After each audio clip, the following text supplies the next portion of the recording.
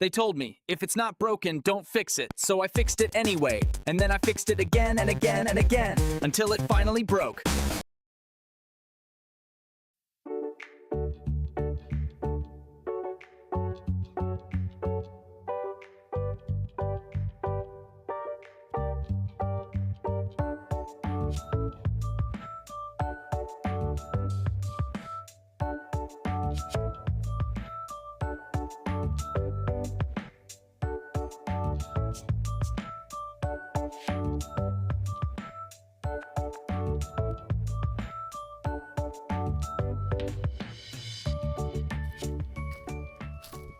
Okay, so I'm gonna have to do a bit of clearing out the front here. Go and have a look just to run the perimeter wire for this dog shock collar. Just future proof it. Clean up. I've been wanting to clean up along this fence for quite some time. It's going to be quite a lengthy process. I can't just attack it like I did with the digger at the back, because I want to keep this fence. I don't want to get rid of it. There's a bit of work to do there. Look by hand with a mini chainsaw, and then a bit by the digger. And then only then, after I've done that prep work, can I look at installing this shock collar fence. Well, it hasn't arrived yet. I'm still waiting for it to get delivered. So even despite my best efforts with this temporary fence, just to keep Banjo in and Bindi when she's here, he's still managed to get out of here. Managed to slide through, pull this chair out, and slide out of there. Should have called the dog Houdini. Did you get out again? Where did you go, Banjo? Were you naughty? Were you naughty? Hey?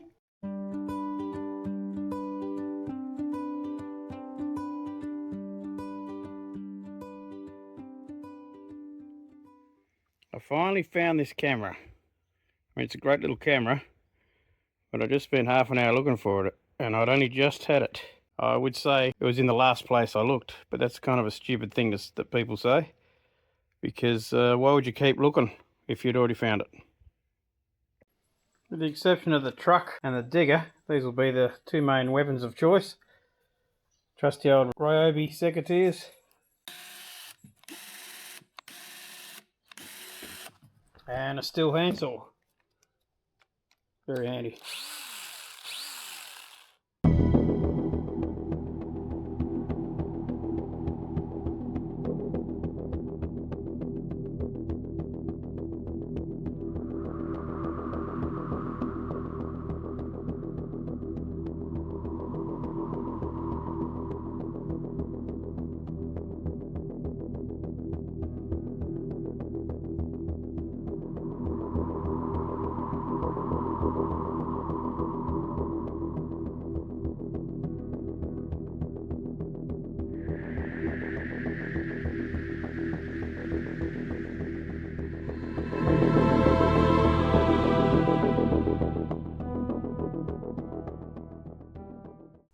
Okay, so I've encountered a bit of a problem, and it's going to be a big problem for me.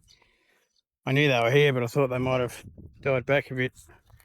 Got a beehive. And I've only, in the last couple of years, become allergic to bees. So I'm currently undergoing bee desensitization. Oh no, I just stung.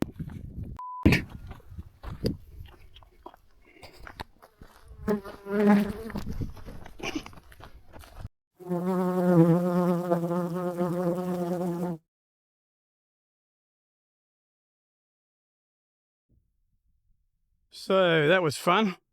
Not only did I get stung by a bee just then, I think I'll be right. I've been doing it for 5 or 6 months or more now, the desensitization. My face will swell up a bit. But during all that, guess what? Old Houdini has got out again. Just to make my life that much more difficult. Come on, don't go away. Come on, come on. Come on. There you go. Come on. How did you get in there? What are you doing? What are you doing in there? Hey? What are you doing? Were you naughty again? Hey? Come on. Come on, here. Hup, hup. Come on. Hup, hup, hup. Come on. Hey, no. Come on. Hey, come here.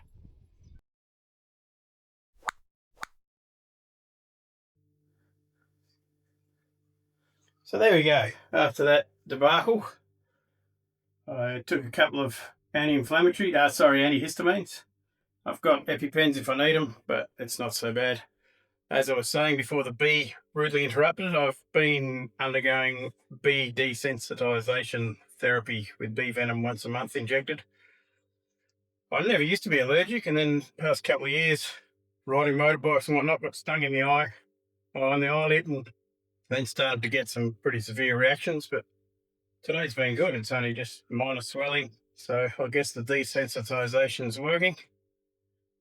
Yeah, so as usual, everything goes wrong at once. Get stung by a bee, and no sooner had that happened, I look next door and the dog's out again. That sort of give me an idea. I might make a post about the 10 or 12 things to consider when moving to a rural property or a lifestyle block. I'll do a good one as well, the 10 best things or 10, 12 best things, but I'll balance it out. But no one can accuse me of not putting a balanced view of things on my channel. I'll put the good with the bad every time. Okay, back to work. It's the next morning. I did react a little bit, but nothing life-threatening. Just made this ugly mug a little bit uglier. So for those wondering what happened to the beehive, unfortunately I had to get rid of them. I had to poison them. I hate to do it. I love having bees around. Having said that, I've still got 2 other hives on the property, but they've been here ever since we've moved in. I phoned Telstra when we wanted to get the phone on to see if they could get rid of them, and they weren't interested. They said I had to get rid of them before the phone. Phoned a beekeeper to do it while I had him here, getting some out of an old caravan out the back, and he said he couldn't do it because they were too far down in the services. So, yeah, they've had me tolerating them for 14 years. I've been getting the fruits of their labour as far as trees and fruit, flowers, all that time. But it came down to a choice between putting up this dog perimeter fence with a shock collar and still having the bees, or them biting me till I died. But anyway, unfortunately that's what's happened. I'm sure there's going to be plenty of haters say I done the wrong thing, but like I said, I've still got 2 hives on the property. I have no intention of getting rid of them.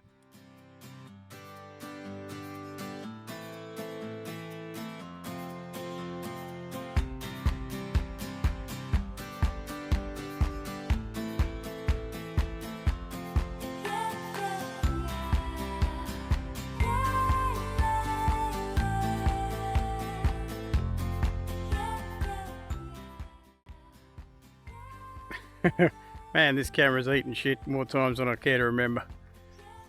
Falling off the fence is one thing, which has happened plenty of times. I just go over and pick it up, but that time I was lucky. Lucky I didn't run it over or dig it. I didn't even know it had fallen off. But it says a lot about these little DJI Nanos. Good little camera, tough as nails.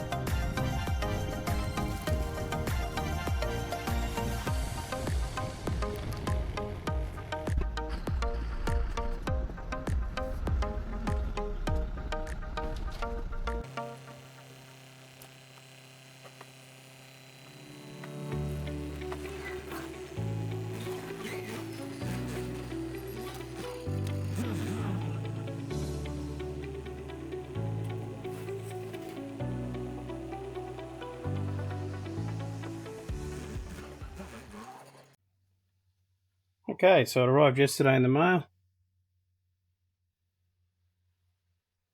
Pet safe. This is the initial kit, but I had to buy some extensions for it. There's the dog collar. Looks like the either receiver or sender. The little zappy bits that goes on the collar. Wire connectors by the look of it.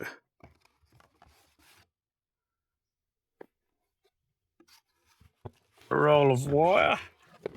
Comes with 150 meters of wire, which isn't much. It's not going to get you far around a block, even a household block. In the city, it wouldn't even get you around that. Let's see what's in this box.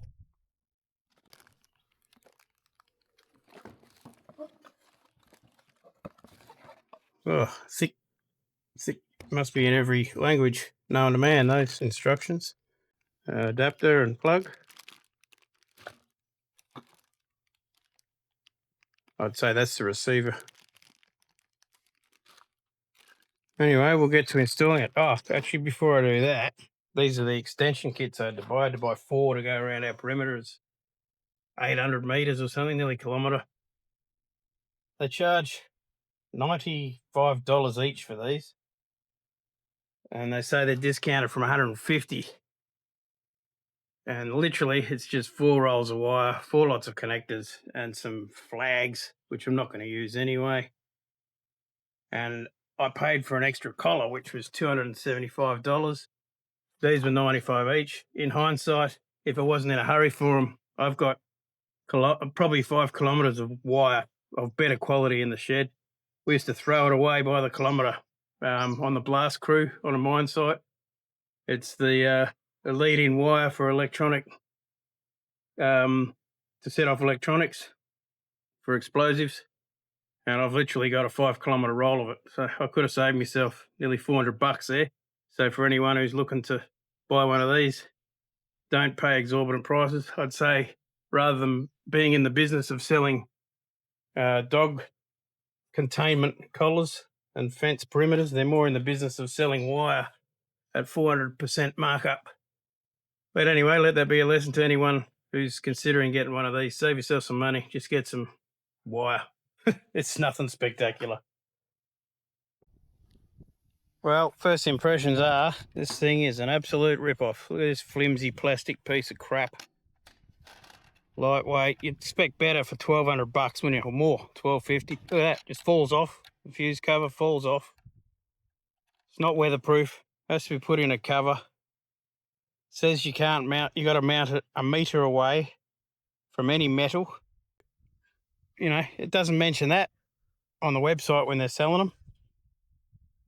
Absolute turd. Absolute rip-off. I'm disgusted at it. Okay, so what I've done is I've just mounted it inside this weatherproof cover. It was for an old automatic gate that we had. I gutted that, took the inside out of it, got rid of all that, and just mounted this system in there. Run a bit of conduit down. Here's the 2 bits of wire, and I ran an earth. It says you should run an earth. Well, it says you don't need to, but better if you do, so I ran an earth. I think I'll fix it to the fence and see what happens. If it doesn't work fixed to the fence, then I'll have to go around and bury it. But I need to finish clearing around the fence first, so there we go.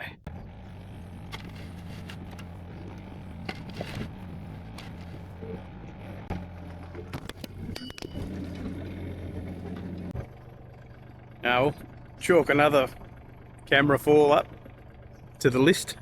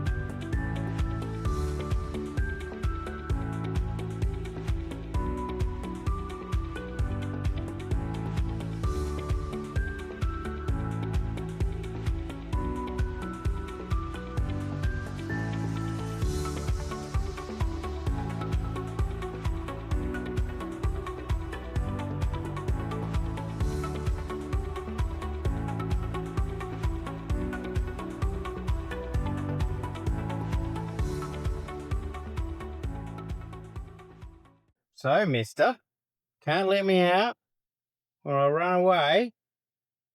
But if you don't let me out, I do naughty things like find a heap of DVDs and chew them up.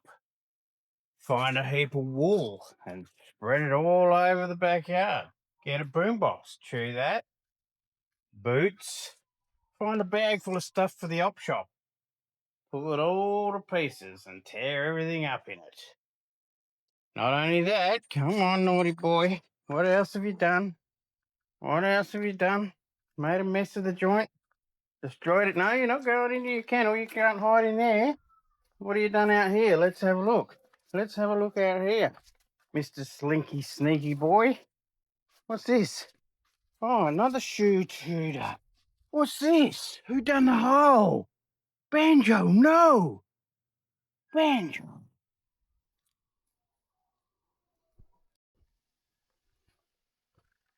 Okay, fingers crossed. Hopefully this will be the last joint in this fence. It's been a bit of a nightmare. I would not recommend ever putting chook wire around your fence. It makes everything difficult after you do it. You can't fit your hand through to do anything. It's difficult to get a cable tie on. When shrubs and trees grow through it, it's a nightmare to get out. You can't whippersnip along it because it catches your cord. It's a nightmare. Just don't. If you've got rural fencing, don't ever do it. You're just making your life hard. So hopefully this last joint will be it. I don't have a lot of faith in it, to be honest. I expect to go and turn it on and it doesn't work. Hopefully I'm pleasantly surprised. Well, not pleasantly, it should work. It's brand new. It starts with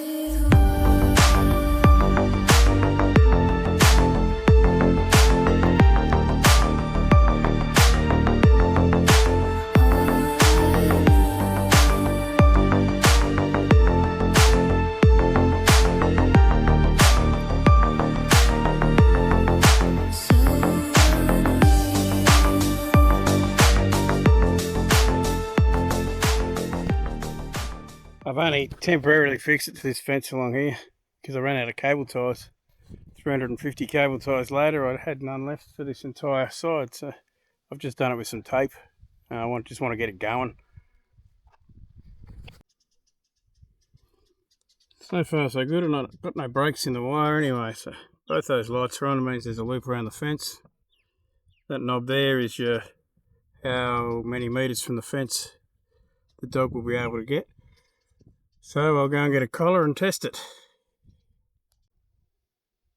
So it works.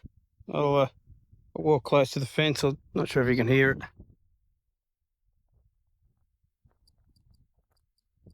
It's like a little warning buzz or a little warning sound. Oh, and then as you get closer, gives a boot. Oh, yeah, it gives you a boot. So we'll see if that works on the dog.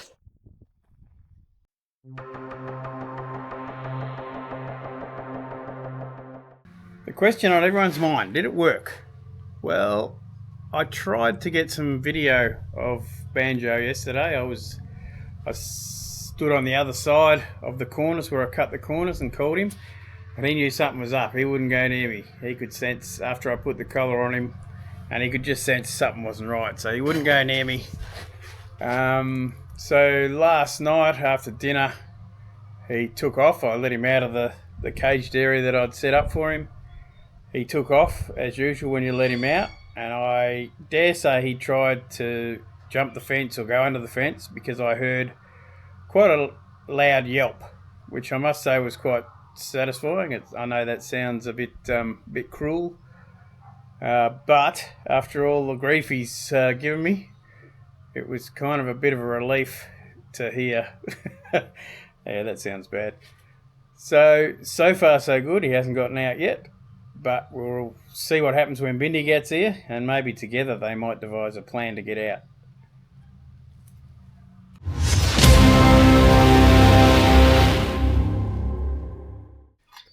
So some final thoughts, just to summarise everything. I'm still disappointed in the quality of it. For the money, it should be weatherproof, it should be built more robust. That goes for the centre unit and also the collars. The collars themselves are ordinary, you know, like they're about the quality of a cat's collar, to be honest with you. In hindsight, I'd probably, if I was to do it again, I'd go with just a standard electric fence. That way it keeps kangaroos out, it keeps foxes out, and also keep the dogs in. And probably wouldn't cost much more, might even cost less, to be honest with you. But anyway, that's live and learn, and hopefully it's good advice for somebody else. So I'll catch you next time. See ya.